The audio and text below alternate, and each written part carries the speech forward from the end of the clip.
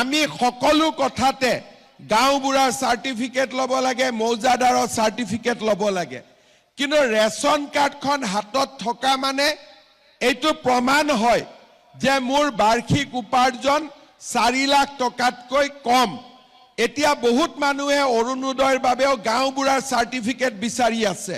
মই আপোনালোকক এটাই কথা কৈছো যে অৰুণোদয়ৰ কাৰণে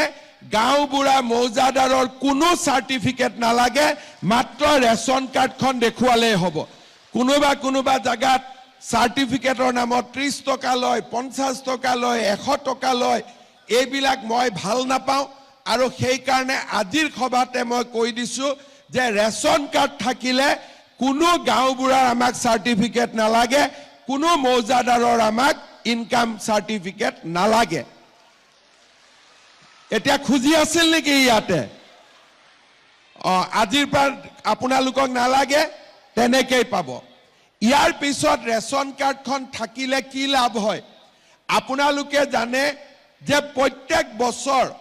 আমি লৰা ছোৱালীক কলেজত বিনামূলীয়া এডমিশন দিওঁ এতিয়া বিনামূলীয়া এডমিশন দিয়াৰ কাৰণেও কলেজে কয় যে এখন ইনকাম সাৰ্টিফিকেট লৈ আহক এতিয়া আমি কলেজ বিলাকক কৈ দিছো যে ৰেশন কাৰ্ডে লাষ্ট সাৰ্টিফিকেট ইয়াৰ ওপৰত আৰু একো সাৰ্টিফিকেট নালাগে ৰেশন কাৰ্ডখন দেখুৱালে আপোনালোকে কলেজত বিনামূলীয়াকৈ এডমিশন দিব এতিয়া মই আৰু এটা কথা ক'ব খুজিছো এটো নতুন ৰেশন কাৰ্ডত প্ৰধানমন্ত্ৰী মোদী ডাঙৰীয়াই আমাক 5 কেজিকৈ বিনামূলীয়া চাউল দিয়ে আমি প্ৰত্যেক বছৰ প্ৰত্যেক মাহত আমি 5 কেজি চাউল বিনামূলীয়াকৈ পাম এইবাৰ আমি যদি সকলো ঠিকে থাকে মই চেষ্টা কৰিছো যে বিনামূলীয়াকৈ নহলেও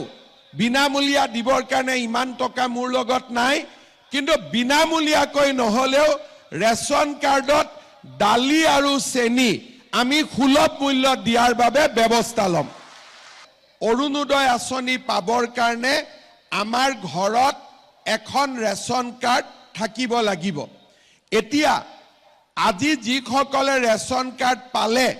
তেওঁলোকে এতিয়া নিজৰ নাম অৰুণোদয় আঁচনিৰ বাবে গাঁও সভাত তেওঁলোকে দিব পাৰিব যদি ৰেশন কাৰ্ড নাথাকিলেহেঁতেন তেওঁলোকে অৰুণোদয় আঁচনি নাপালেহেঁতেন সেই কাৰণে আমি ততাতয়াকৈ যিসকলৰ ৰেশন কাৰ্ড নাই তেওঁলোকক আমি ৰেশন কাৰ্ড দিয়াৰ ব্যৱস্থা কৰিলো এতিয়া ৰেশন কাৰ্ডখন পালে অৰুণোদয় পোৱাৰ ৰাস্তা মুকলি হয় লগতে ৰেশন কাৰ্ডখন পোৱাৰ লগে লগে প্ৰধানমন্ত্ৰীৰ আয়ুষ্মান ভাৰত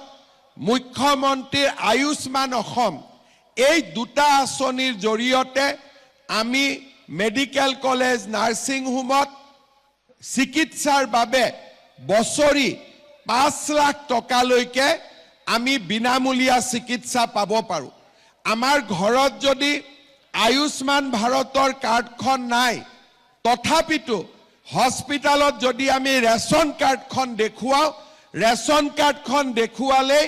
বছৰি 5 লাখ টকালৈকে